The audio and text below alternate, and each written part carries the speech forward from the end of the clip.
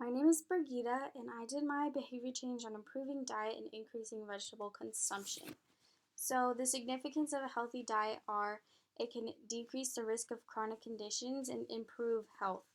Overall, chronic conditions that can be decreased are diabetes, heart disease, or hypertension, and it can decrease the risk of a person experiencing a heart attack or stroke and also improve eyesight.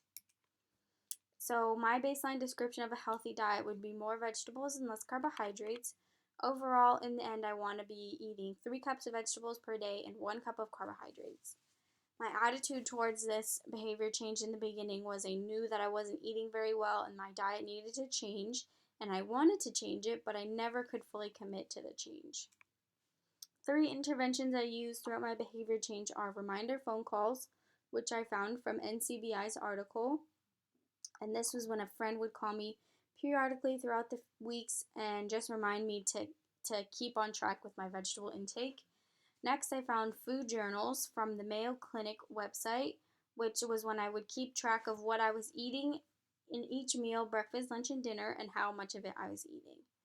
Lastly, I prepared veggie snacks recommended by University of Washington Health, which is when a snack is ready to go prepared and kept at eye level in the refrigerator.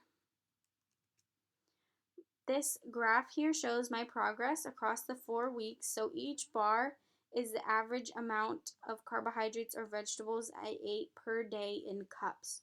So if we want to jump to week 4, you can see that I didn't quite meet my goal of eating 1 cup of carbohydrates per day. I ate 1.5 cups, but I did meet the goal of 3 cups of vegetables per day in week 4. Some successes I found were the organization of the food journal made progress very clear. So this allowed me to keep track of how I was doing and whether I could make a little cheat day or a cheat meal, or whether the next day I had to focus more on vegetable intake. Also, preparing healthy snacks allowed me to make better food choices. So when I made those healthy snacks and ready to go, kept them in the refrigerator, I was more likely to choose those. Challenges I found was I wasn't eating equal amounts of food each day. So I wasn't eating on busy weeks, as you can see my planner down below. I wasn't eating a lot, so that skewed my consumption of vegetables and carbohydrates. 3 constructs I experienced were first, outcome evaluation from the theory of planned behavior, which I found when I was eating more vegetables, I felt more energized and I overall felt better throughout my day, so that put a little more value on my end goal. Next, the trans-theoretical model I'm currently in the action construct as I attempt to maintain my behavior of eating 3 cups of vegetables per day for the next 6 months. Lastly, perceived barriers I experienced in the beginning of my behavior change were time and expense from the health belief model. Um, I didn't think that I had time to incorporate vegetables into meals and go out and buy the vegetables and clean them and prep them and all of that. And also, I didn't think that I had the monetary resources to buy enough vegetables for me to eat 3 cups per day in the end.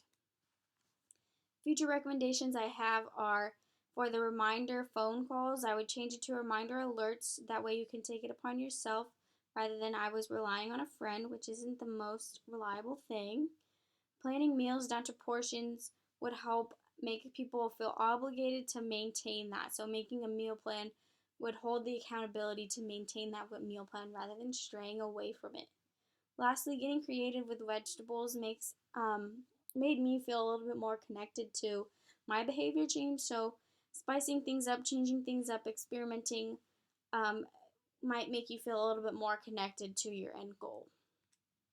This concludes my behavior change. Thank you